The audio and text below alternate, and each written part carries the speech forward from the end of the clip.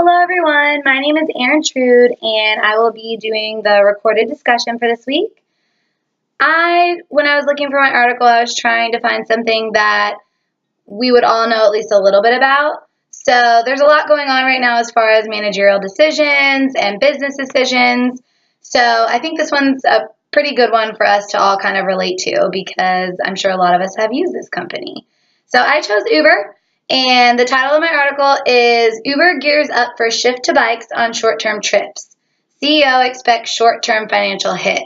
So like I was saying, I was trying to find something we'd all be slightly familiar with, but this article caught my attention because the title itself was saying that the CEO expects a negative hit at first from the decision. So I thought it would be an interesting read, and it was. So I figured we'd talk a little bit about some facts surrounding Uber first to get y'all who aren't familiar with Uber a little bit more informed about it. So Uber is a ride company. They center completely around an app on your phone. It has your location. You hail the ride. You can pay for the ride on your phone. You can tip on your phone. And pretty much every experience I've ever had with Uber has been a good one. The drivers are very friendly, punctual. It lets you know when your driver's en route, what kind of ride they're going to be showing up in. And not only that, you also have the capability within the app to decide what kind of ride you need. An economy car, if you need something bigger for more people, an XXL car. So it's actually a really cool app, and it gives the consumer a lot of freedom of choice when they're looking for what type of ride they need. So it's just a little bit about how Uber works for those of you that have never used it. Uber was also founded in 2009 by Garrett Camp, and it's actually called Uber Technology Inc. They just call it Uber for short.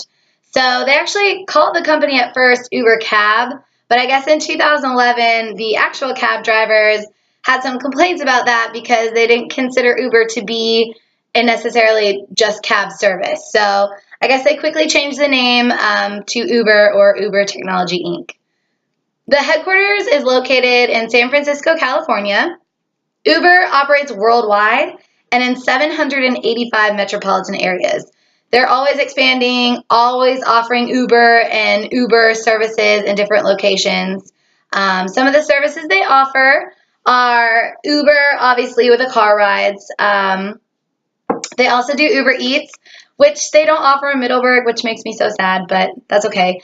That's one thing about the company is their services are location specific. So for example, like I said, I live in Middleburg. I can get an Uber. It's just going to take 15 to 30 minutes for that ride to get here. Versus downtown St. Augustine or Jacksonville, you can get an Uber within 5 minutes to take you wherever you need to go. And that's because the Uber drivers are down in those areas sitting and waiting for those rides to come across their phone. Versus here in Middleburg, there's just not that much of a demand for it right now. So like I said, you can get one. It's just not as easy as it is in those busier areas. So about the article itself, it's actually a brand new article. It was just done on August 26th of this year. So it's a very new decision made by Uber and the CEO. So the CEO, Dara Khosrowshahi, not sure if that's how you actually pronounce it. We're just going to call him Dara for the purposes of this discussion because it's very hard to say his last name.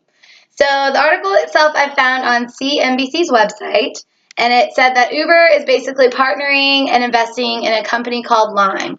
And Lime is the company that offers those scooters that Uber plans to use in those busy areas. So what they do is they plan to shift from using cars to bikes in those specifically busy and congested metropolitan areas. And their plan is to call it Jump. These Jump rides would be specifically for short-term rides, so 5-10 minute rides that they would normally take in a car, they'll offer a bicycle for that. So that way the Uber drivers that are in those busy areas are able to do the longer rides that are, 15, 20, 30 minutes away.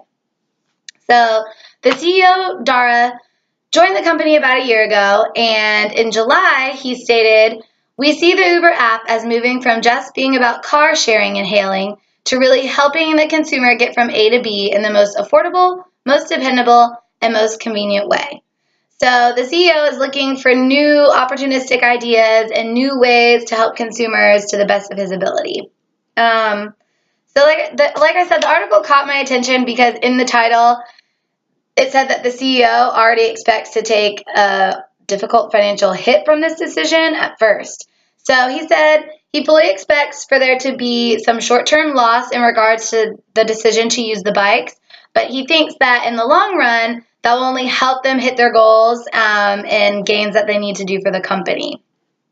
So Dara actually bought the junk company for $200 million in April. So this has kind of been going on for a little while, and he's finally releasing it to everyone, letting them know that this will be something that they offer in those busy areas.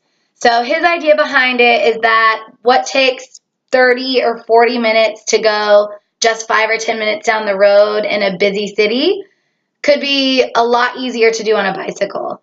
So he already said that he knows that Uber will take a hit because the Uber ride will actually be less expensive on a bike than from the same ride in a vehicle. So he knows right off the bat if they choose to use the bicycles, they're going to make less money as a company off of it. But his whole idea around it is that it's a little bit more affordable to them. They're going to be using it more often for those shorter rides. Shorter rides mean that those bikes will be available for more people throughout the day versus a 30 or 40-minute car ride where that cab is completely not available for that whole time. So the thing I like about this CEO is that I feel like he's being very open and honest with not only his consumers, but his investors and his employees as well. He already sat his investors down, let them know that there's going to be short-term losses from this decision, but he feels that they're necessary for the long-term gains of the company. He also, I'm not really sure how you discuss this with 785 metropolitan areas of employees, but he discussed it with the drivers, let them know that they too in those busy areas will feel a hit from these bicycles being brought into Uber, but that he expects things will get better. So I guess at first, the drivers were a little bit uneasy about the decision. They didn't like the idea of a bicycle taking away from their rides. But when the CEO told them that they'll be the ones getting the longer, more expensive rides, they felt a little bit better about it. So my opinion on the article is I honestly think this is a really cool decision for Uber. I understand the frustration of traffic and all of that in a big city. I don't live in one, but I visited one. And it can be a little bit frustrating to know you're only going 15 minutes down the road, but it takes a full hour to get there. So I think having the option, especially when visiting a city that you don't live in, to take a bike from one place to the other would be really cool.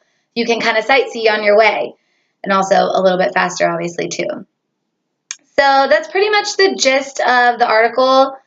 I'll leave you guys with one last quote from Dara, the CEO. He said, "I found in my career that engagement over the long term wins wars, and sometimes it's worth it to lose battles in order to win wars."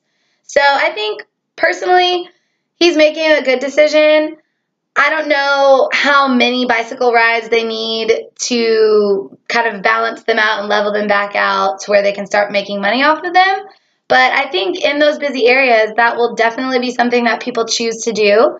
And I personally think that he's right about this being a short-term hit versus a long-term hit. So I want your opinion, obviously. So I'll leave these 2 questions for you guys to kind of debate over.